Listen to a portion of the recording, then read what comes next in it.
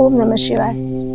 ऋषियों का सूत जी से तथा वामदेव जी का स्कंद से प्रणवार्थ निरूपण को अनुरोध। श्री सूत जी बोले, हे महाभाग, आपने उमा संहिता का वर्णन किया, अब आप परम तत्व निरूपिणी कैलाश संहिता का वर्णन करें। सूत जी बोले, हे ऋषियों, व्यास जी ने मुझे बताया है, पुत्र शिव तत्व का प्रतिपादन करने वाली कैलाश संहिता का वर्णन करता हूँ, प्रेम पूर्वक सुनो।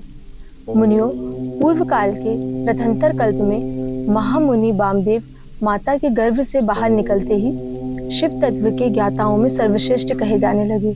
वे वेदों, आगमों, पुराणों तथा शास्त्रों के भी तात्विक अर्थ को जानने वाले थे। अपने अंगों पर भस्म लगाने से वे उज्जवल दिखाई देते थे। उनके मन में किसी वस्तु की इच्छा नहीं थी। वे शीत, उष्ण आदि द्वंद्वों से परे तथा अहंकार तथा शून्य थे। वे दिगंबर, महाज्ञानी महात्मा, दूसरे महेश्वर के समान जान पड़ते थे। उन्होंने इस पृथ्वी को पवित्र करते हुए विचरण कर मेरु के दक्षिण शिखर पर कुमार भृंग में प्रवेश किया, जहाँ ज्ञान में शक्ति धारण करने वाले शिव कुमार भगवान स्कंद रहते थे। उनके साथ उनकी शक्ति भूता गजावल्ली भी थी। वहीं स्कंद सर के नाम से एक सरोवर था।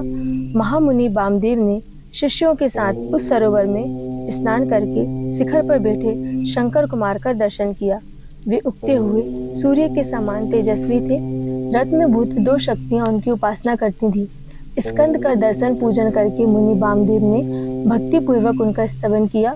जो प्रणव के वाच्यार्थ, प्रणवार्थ के प्रतिपादक, प्रणवक्ष रूप बीज से युक्त तथा प्रणव रूप है, उन स्वामी कार्तिकेय को नमस्कार है। वामदेव ने इस प्रकार देव सेनापति स्कंद की स्तुति करके 3 बार उनकी परिक्रमा की और पृथ्वी पर दंड की भांति गिरकर साष्टांग प्रणाम किया। वामदेव द्वारा किए गए स्तवन से प्रसन्न हो स्कंद जी बोले, हे मुने, मैं तुम्हारी पूजा स्तुति से प्रसन्न हूँ, तुम्हारा कल्याण हो।